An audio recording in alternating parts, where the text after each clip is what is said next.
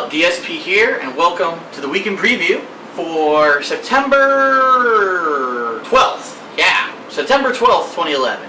And what we're going to do, as usual, is review what I did in the past week, what I have planned coming up for this week, and I think this will answer a lot of questions that people have had about what's going on this week. People have been a little bit confused. I was a little bit confused about what games were even coming out this week. So let's have a chat, shall we? So in this past week, what happened? A lot happened. Let's put it that way. This past week, we had co-op gameplay from John Rambo and I for the Assassin's Creed multiplayer beta, and that was on last Saturday, but really didn't get uploaded till Sunday because we were playing pretty much until late in the night. And then on Sunday, I was busy. I attended a session of fighting games over at Howard's house, my friend Howard's house, and we played some Third Strike, we played some Super Turbo. It was streamed, and then also that footage was archived, and I believe John Rambo was going to upload that on his channel if he hasn't already. John Rambo Presents, so check that out. On Monday, I finished up Madden's Superstar mode. If you don't know what I'm talking about, Madden 12 NFL, National Football League game, and gave my Hateful Truth review on Madden over on DSPGaming. And it was funny because the multiplayer didn't work at the time, so I couldn't even factor that into my review. So that was pretty stupid for them that, the game's out for almost a week and the multiplayer is still having errors on their server. So I gave it a lower score than I probably would have if the multiplayer fucking worked.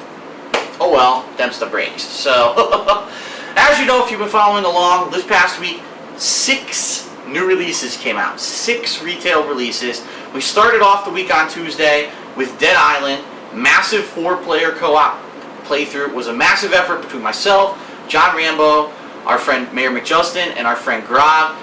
Mayor McJustin and Grog played over the internet. John Rambo and I were both here for the first day, and the second day John actually played over the internet. It took us 2 days to beat the game, 23 hours of gameplay, 113 parts, and we got through it in 2 days. So that full co-op playthrough is up on DSP Gaming. I highly recommend that you watch it because the game is great. It's a lot of fun, and we had a lot of fun together just messing around in the game, but also getting it done.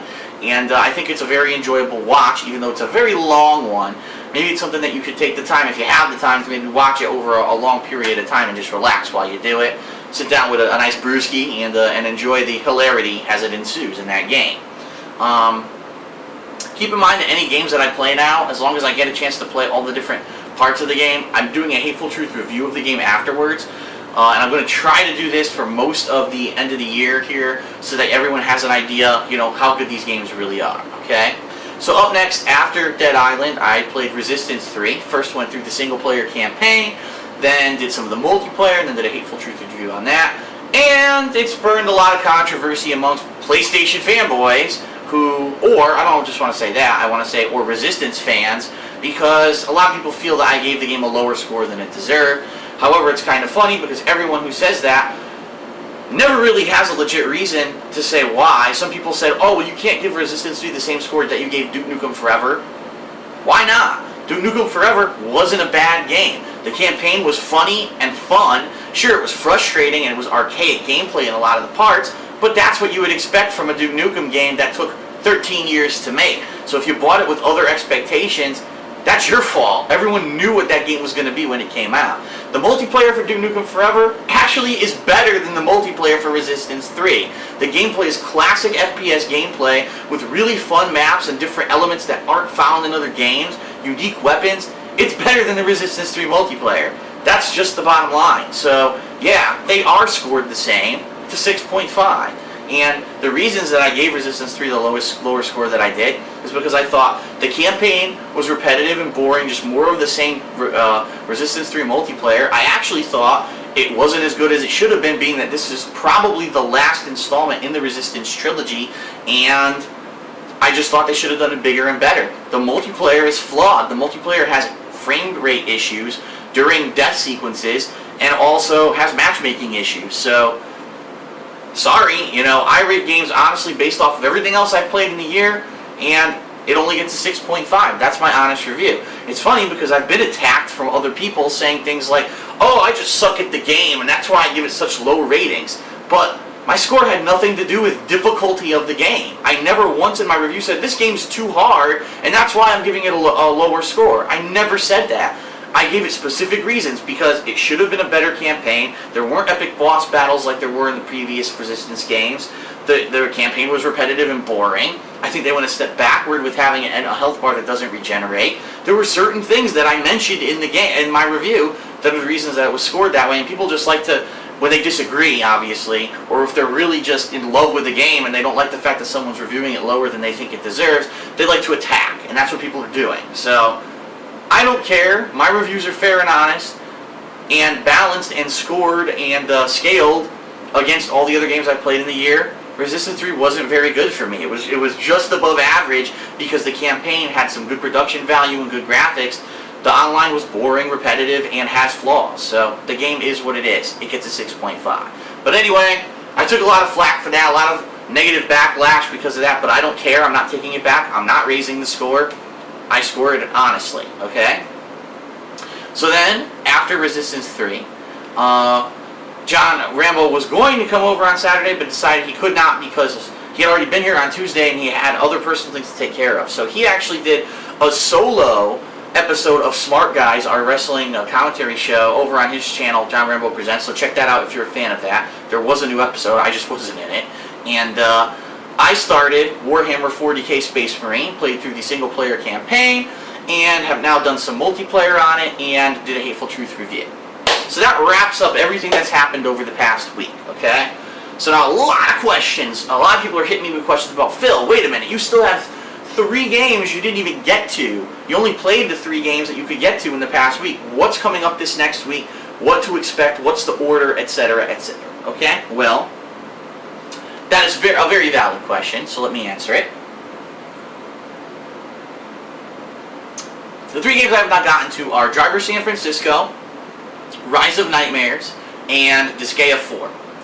And originally, I thought Supremacy MMA, the new MMA game, came out this week, because that's what all the release dates online said, but apparently the game doesn't really come out this week, it comes out next week. And what that's going to allow me to do is to have some time to finish these new games. Now, a couple things I want to review with everyone. A lot of people have been freaking out and asking me, but Phil, aren't you playing the God of War HD collection that's coming out? But Phil, aren't you going to play the Ico and the Shadow of the Colossus HD? I'd like to. Absolutely, I'd like to get to those games. The problem is there are other games that are actually new games that I'd rather play.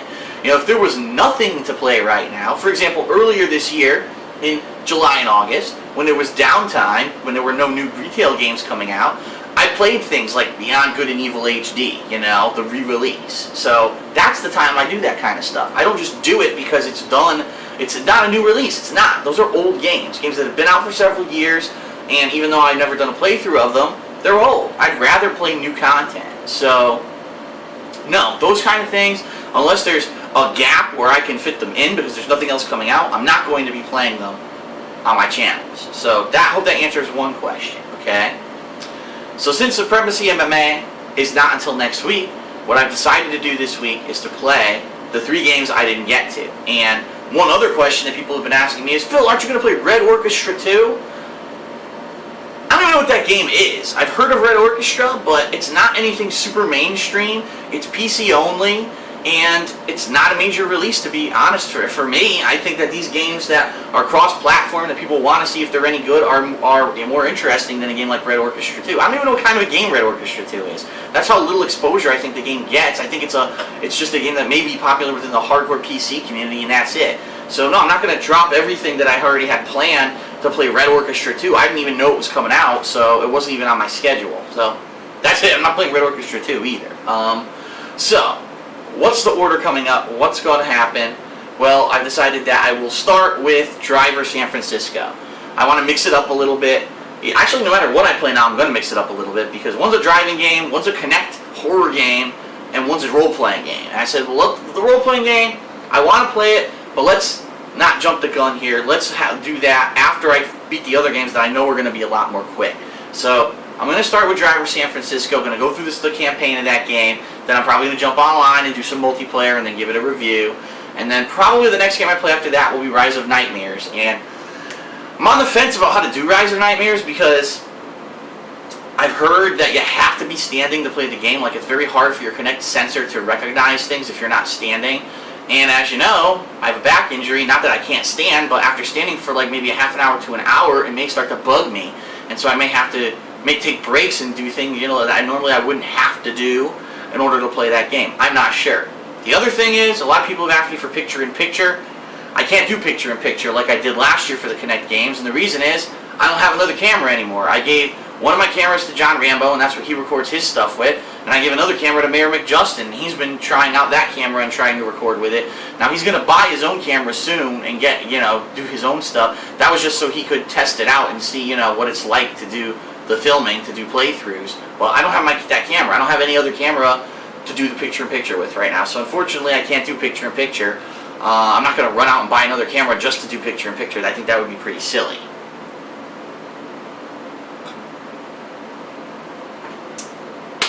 That being said, there is potential that maybe sometime in the future I will actually be getting a new camera, but I'm not sure. The problem is I'm a little worried. I like the focus features on this camera. I like the Sonys. I've used the Sonys for over 3 years now, and I'm afraid if I get a camcorder, you know, they have these now 1080p camcorders that have the hard drive built right in, so I wouldn't even have to worry about swapping out memory cards or anything like that. But typically camcorders don't have as many focus features and features as cameras, and what I've found is that camcorders usually don't look as good as when I'm recording with a digital camera like the one I'm using right now. So I'm on the fence about doing that, getting another camera like that, but I'm thinking about it. But yeah, I can't do picture-in-picture for Rise of Nightmares. You're just going to have typical, you know, stuff on the screen, but you'll definitely hear me giving my feedback on whether or not the Kinect controls are actually working or not with that game. And then after those two are done, then I will start Disgaea. And from what I've heard, Disgaea has a relatively okay length campaign, but really that's not even the meat of the game. After you beat the game, it unlocks all this side content and optional content for people who like the game, and it has a lot of grinding to it, and it's a lot of stuff that really you only learn the very basics during the regular single-player campaign, and then after you go to the post-game, that's when you really learn the more advanced mechanics of the game. So there's two schools of thought. Well, some people are just saying, Phil, just play the regular campaign because it's going to take long enough anyway, probably a day or two for you to beat it, and better to just get through that rather than, you know, have to focus on all this post-game content. And other people are saying, no, Phil, you have to do the post-game because if you don't, you never really played the game, and if you do a review of just the pre-game and not the pre-game, but the actual campaign and not the post-game, now you're not giving it a fair review. Well, there's one thing we have to keep in mind here. Next week, we have God of War 3. We have the last DLC for Fallout New Vegas, which I forget what the hell it's called. I think it's called Loathsome Road. And we also have, now, Supremacy MMA, which I didn't know was next week. I thought it was this week. So that's 3 more games I have to tackle next week. And being that, you know, the potential for Disgaea to be 40 or even more hours if I do all the post-game content, realistically, I don't see it happening. If this were a slower portion of the year, I probably would. And so maybe, I don't know, I'm going to think about it, maybe it's not fair for me to review the game. Or maybe it's fair for me to review the game. I actually, just so everyone knows, it's very rare that I do this, I actually bought the strategy guide for Disgaea because I didn't want to get stuck. I wanted to know, you know, exactly how to play the game. So I'm going to read into it and try to figure it out.